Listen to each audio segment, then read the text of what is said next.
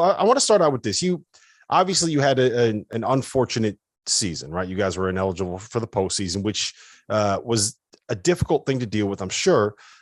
I'm curious. I mean, look, you guys fought to the end. You had an upset win over Baylor. You guys played hard at the end of the year when you really had nothing left to play for. I'm just kind of curious, like, what did you learn about your team? What did you learn about your program? What did you learn about yourself over the course of the last 4 or 5 months? Well, I would say this, and I'll try to be a little brief, but I'm glad that I had really good kids in our program because it could have went really south and got really ugly really early for us. I've been doing this now for 18 years, and this was by far and away the most challenging my time has been in coaching. So we're dealing with 18 to 22-year-old kids primarily, right? And everybody's excited right now because this is what college basketball is all about. Everything we do, how we train in the summer, recruiting, scheduling is about having an opportunity to be on the stage over the next 3 weeks. And, how you keep your guys motivated to stay connected, because so much of the outside noise outside of your locker room is about, getting your stats, making sure you're getting enough playing time now, right? Are you getting NIL deals? Whatever the case may be, what's your pro stock, stock look like? ESPN has a guy come on that seems like every game to talk about who's getting drafted first. I mean, and I like Mike, right? He does a good job, obviously. But I think there's a time and place for everything. We've taken everything that's supposed to be good and pure about being a part of a team and made it secondary. And so as coaches, we're all fighting this battle every day to say, hey, listen, if we have a good year, we can be playing in the greatest tournament that there is. For the next 3 weeks, have an opportunity to compete for a national championship. So on November 1st, when we hear that's off the table for us, like what do you do every day for the next 7 months? Like, what are you playing the season for? What are you practicing? What are you lifting weights for? What are you asking guys to come back? Pride, right? Absolutely. You got to appeal to that. And like I said, from the beginning, got to hope that they're good enough kids that they can withstand, right, the noise, because we still were going to have struggles. We went on a 4-game losing streak in the middle of January. Like, what that could have really went crazy for the last 6 months, 6 weeks of the season. But I'm thankful I had a good staff, really good kids, and we got through it. Hope I never have to, experience anything else like that again. And I'm just glad, like I said, that we were able to learn. We finished 15-15, but we finished 5th in the Big 12. Well, obviously, I think the best league in the country, 8 wins in that league. And we beat everybody in the league except Kansas once. They swept us. We went, we split with everybody else. So all in all, with everything considered, I think it was a good year, obviously below the expectations I have for myself or the program. But I think we'll have a chance to bounce back and learn from this and be better moving forward. All right. So the big question I have for you in the Big 12, like you said, you think I know your answer since you got swept by Kansas and nobody else. But what is the Big 12 team that you feel like is the most dangerous? We've had these conversations all year, and it's been split. Some people say Kansas, some people say Baylor, some people say Texas Tech. Those are the three really that it's been split between. What's the team that you're taking that has a chance to go, that will go the furthest in the NCAA tournament? Yeah, and I apologize. I haven't studied the bracket, so I don't know everybody's path. But just from being through the league and watching them, knowing what they have, I would say Kansas. It starts with it's about players, man. Like, they have the best player in our league. Yeah. He's a first-team All-American for a reason, and then they have a Hall of Fame coach. Like, he's been there, he's done it. He's done it for 2+ decades. And so there won't be anything that comes up in this tournament that he won't be prepared for, right? I went through it last year, coaching in the tournament for the first time, just the quick turnarounds, the adjustments, playing against guys you're not used to, having scouting reports ready-made for you. And obviously the staffs work really hard, but it's like, it's cramming for the final exam. Like, you stay up all night and you hope that you got enough play calls from somebody in the league that they're right still, and that you get a chance to get somebody playing well. But I would say Kansas, the experience, having a star player, the size, I think they shoot it well enough. And if they get Mitch Lightfoot and and Remy Martin both to contribute the way they did in the Big 12 tournament, that'll make me more convinced that they can win it all. What is it about Bill that makes him so difficult to coach against and so difficult to game plan against? I'll say this. Most coaches are really, really committed to what they believe in. Mark Adams, in my opinion, is a great example of that. Yeah. Mark Adams was really good this year because he is convicted in how he wants to play basketball. He's not second guessing himself. He knew he didn't have, a true star coming into the year. Got a bunch of different pieces. His JUCO background helped him there, right? But he was convicted that if we just are really good defensively, we'll give ourselves a chance. I think they played Tennessee in the Garden like early in December, and both teams went half the game without making a basket. It was an awful basketball game to watch. It was awful. And he didn't care. He didn't care as long as he loved it. Right. Get on the plane and win 39-35. Bill, on the other hand, he's comfortable adapting game by game, half by half, 4-minute to 4-minute media timeout. He'll play zone if he has to. He'll go box on one, triangle on two. We beat him last year when we had Cade, and the only time all year he played a triangle on two was against us. Really? We had him down like 16, and Cade, as good as he was a freshman. He didn't see that a whole lot. Right. So he's still trying to drive in there. He's got the whole lane clogged up. But that's what Bill does. He's going to figure out how to put his team in position to win based on what they need to do that day. And Mike, Sean Miller says Bill Self is the best coach in college basketball. I agree. I think he's the best guy, certainly the total package, right? He does it all well. He's really good in the media, public relations, fundraising, clearly recruits at a high level. And then the in-game adjustments is a real thing. I mean, people kind of, boo-hoo at that, but you have to know the X's and O's, and then you have to be able to have your guys executed. Right. And those things don't always go together. But he's as good as anybody at it. I mean, everybody in our league knows coming out of timeouts, they're going to probably look for a backdoor lob, and they get it every game. They do. It's ridiculous. I want to ask you about Baylor and Scott Drew.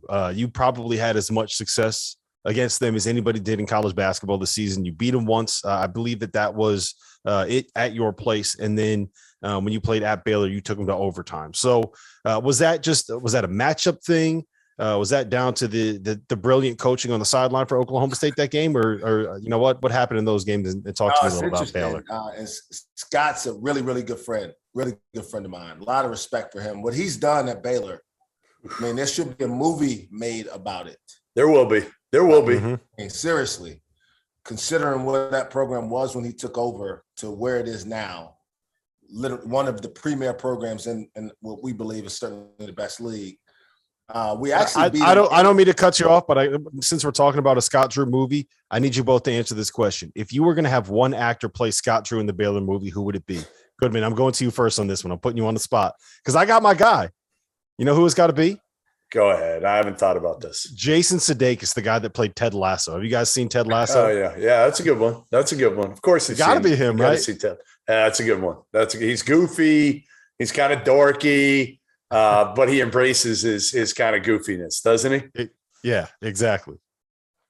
That's all right, awesome. Go ahead. I'm sorry, Mike. I didn't mean to cut you off. No. We actually beat them in Waco this year. They were number one. They had just lost to Tech. So they lost 2 games in a row that week. They were number one. We beat them on that Saturday. And then I feel like obviously we should have won the game in Stillwater.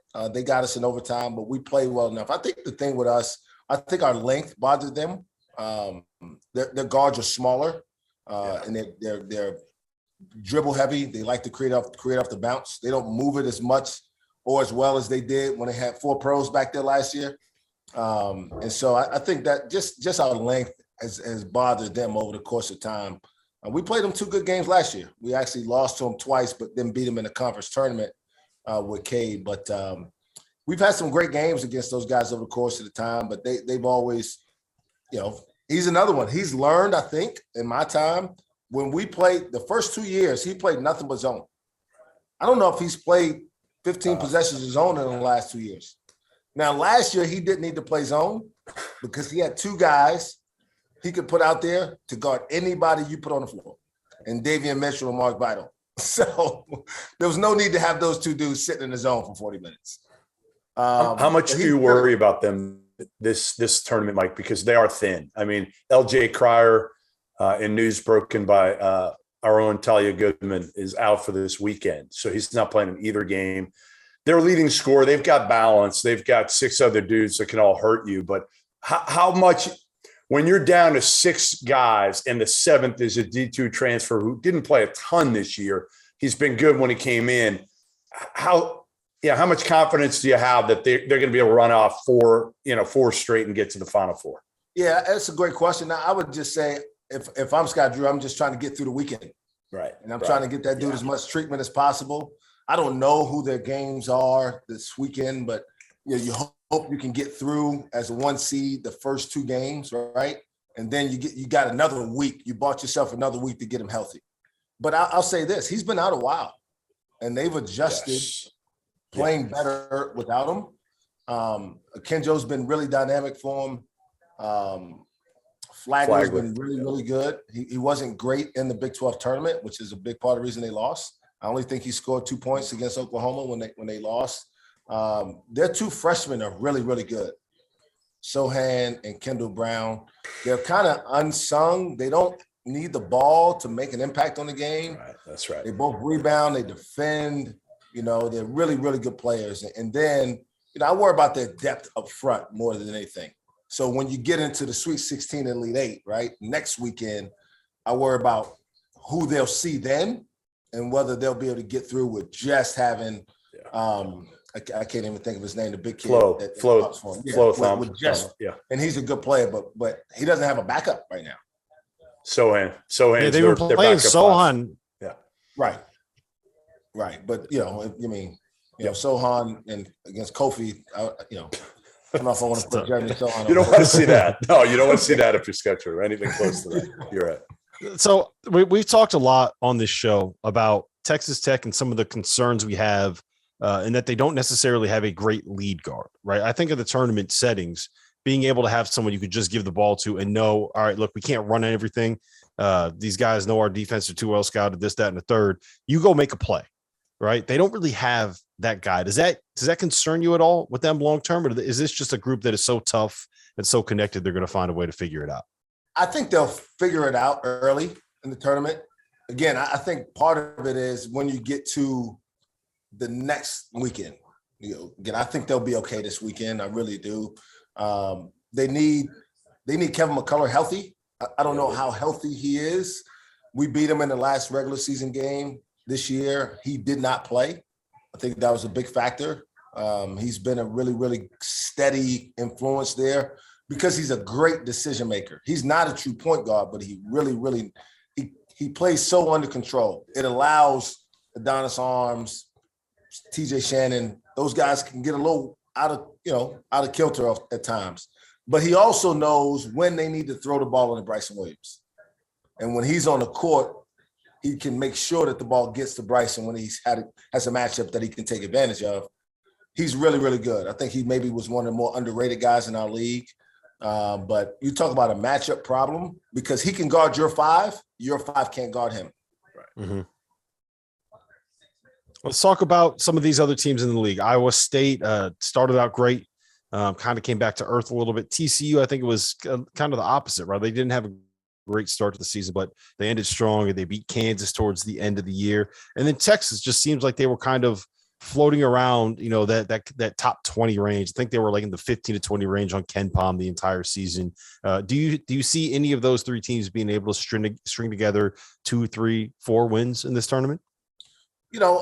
Brockington from Iowa State is an interesting study because the way the game is played, he plays it a little bit different. He shoots a ton of mid-range jump shots. Mm-hmm. Like he is really, really good there. He shot the three better here late in the season, but he's still much more comfortable from about 12 to 17 feet.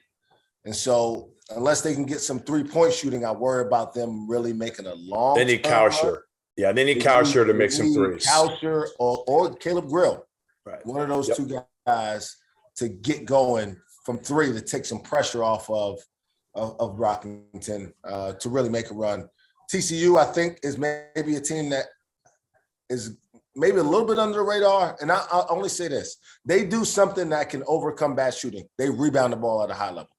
They're the second best offensive rebounding team in the country.